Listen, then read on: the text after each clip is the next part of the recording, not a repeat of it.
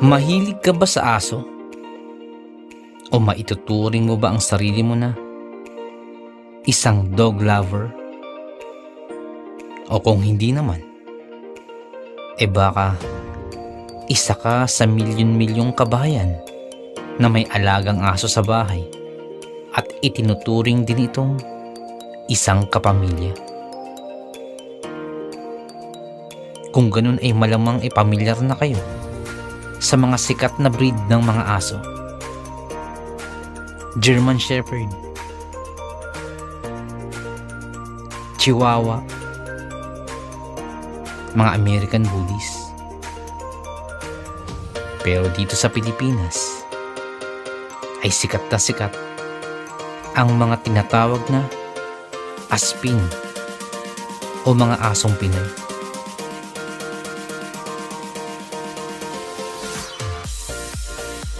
Pero bukod din dun, sikat na sikat din at talaga namang pinagkakaabalahan ang pag-aalaga ng mga may breed na aso na ang iba ay mga mula pa sa ibang bansa.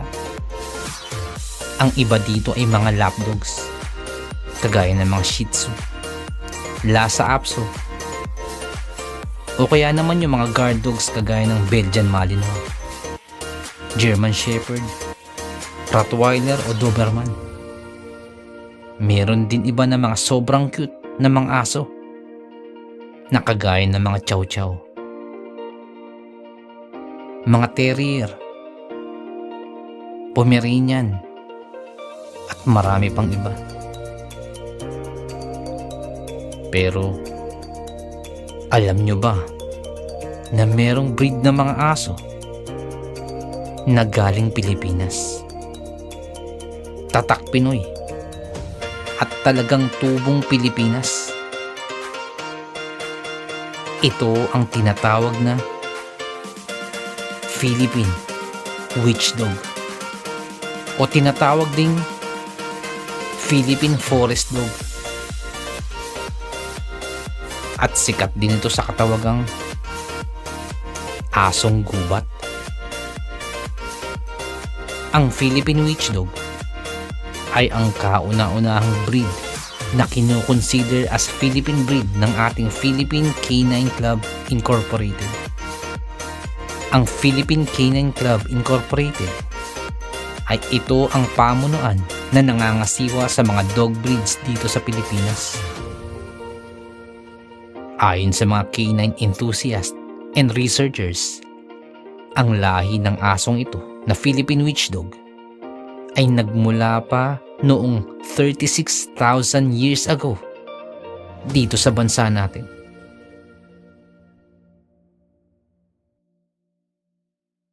Ang mga Philippine Witch Dog ay kadalasang makikita sa katimugang bahagi ng Pilipinas, sa bandang Mindanao, partikular na sa Bukidnon. Ayon nito sa ating mga researcher, ang Philippine Witch Dog ang kadalasang katulong at kasakasama ng ating mga katutubo sa pangangaso o panghahunting. Dahil na rin sa natural na lakas, bilis at liksin ng mga breed ng asong ito at kakaiba ang prey drive ng mga Philippine Witch Dog. Meron itong angking jungle survival instincts at kaya nitong mamuhay mag-isa sa kagubatan o sa kabundukan, kung kaya't kayang-kaya nitong manghuli ng mga iba't ibang hayop kagaya ng mga baboy ramo. At may kakayahan rin itong manghuli ng ibon dahil kahit sa puno ay kayang umakyat ng mga Philippine Witch Dog. Maging mga isda ay kaya nitong hulihin. Maging ang mga bayawak ay hindi nito inaatrasan. At kaya rin nitong patayin. Maging ang mga mapanganib at makamandag na Philippine Cobra ay hinuhuli nito. Hindi nito inaatrasan ang kahit anong maaaring makaharap sa kagubatan. kung kaya't paborito itong kasakasama ng ating mga katutubong lumad sa pangangaso simula pa nung mga sinaunang panahon. At ang unang mga nakapag-alaga nito ay mismo ang ating mga katutubo.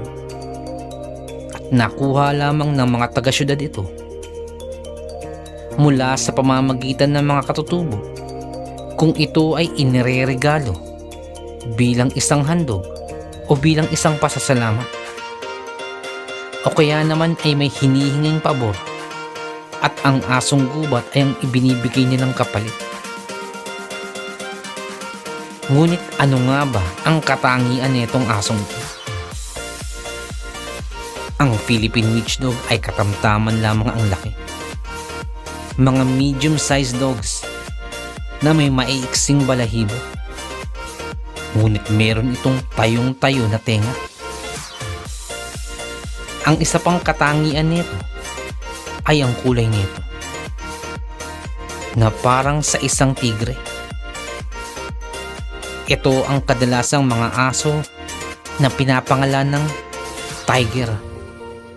Natatandaan ko pa nung nagkaroon ang kapitbahay namin ng ganitong aso. Ang pangalan niya ay Tiger. Napakatapang na aso. Nangangagat. Pati aso, pusa, daga, lahat hinahabol. Subalit hindi ito kagaya ng ibang aspin dahil hindi ito nakikipag-mate sa ibang aso. Ayon sa mga researchers, ang mga Philippine Witch Dog ay hindi nakikipag-mate sa hindi nila kauri. Bukod pa dun, ay nabanggit din natin na may kakayan ang ganitong aso na umakyat ng mga puno. At iyon nga ang isa sa kakaibang katangian ng ganitong aso. Napakahusay nitong umakyat ng puno. At yun din ang isa sa mga dahilan kung bakit napakahusay nito sa hunting. Isa sa nakatulong sa kanila ay ang kakaiba nitong kuko. Ang kuko ng mga Philippine Witch Dog ay hindi kagaya sa mga pangkaraniwang aso. Ang kuko nila ay medyo kahawig ng sa mga pusa. Iyon din ang isa sa dahilan kung bakit natawag itong witch dog.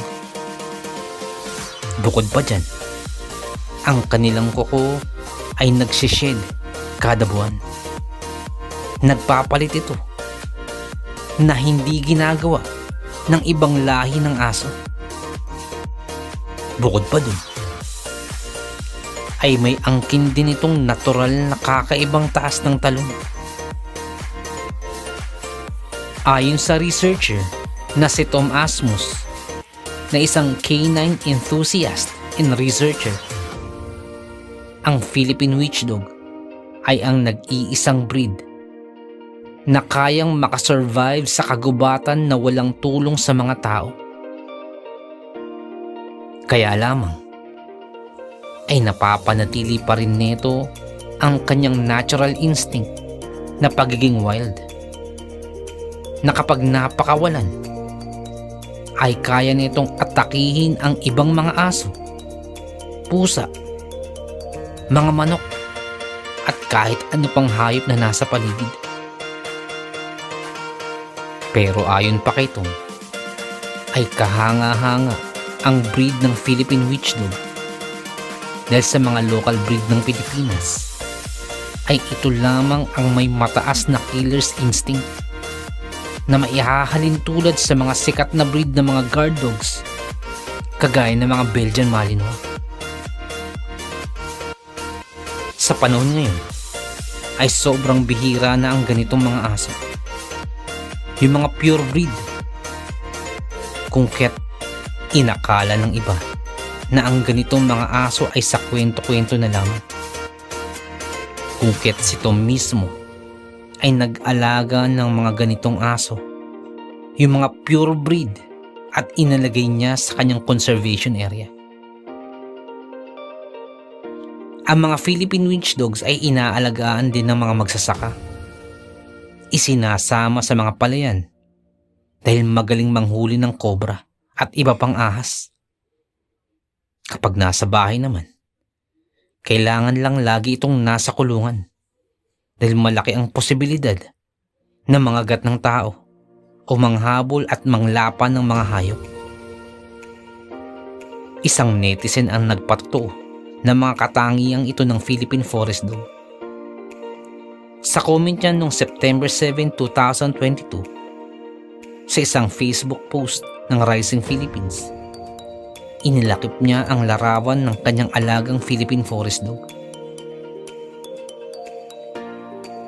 Ngunit, bakit nga ba tinawag itong witch dogs? Dahil ayon sa mga kababayan nating lumad na mula sa Bukidnon, na silang naunang mag-alaga ng mga ganitong klaseng aso. Para sa kanila, hindi ito pangkaraniwang aso lamang. Dahil para sa kanila, ang mga asong ito ay mga bantay sa kagubatan. Mga katuwang ng kagubatan sa pagbabantay. At para sa kanila, kapag sinaktan mo ang isang asong gubat o ang Philippine Witch Dog, ikaw ay susumpain. Ngunit kapag pinatay mo ang isang asong gubat, ang buong angkan mo ang susumpain. Dahil sa paniniwalang iyon ng ating mga kababayang lumad, ay dun tinawag ang mga asong ito na Philippine Witch Dog. Dahil sa balitang ito, marami ring netizens ang nagpost ng mga larawan ng kani-kanilang alagang Philippine Forest Dog. At ang iba ay nagkaroon naman ng interes na mag-alaga.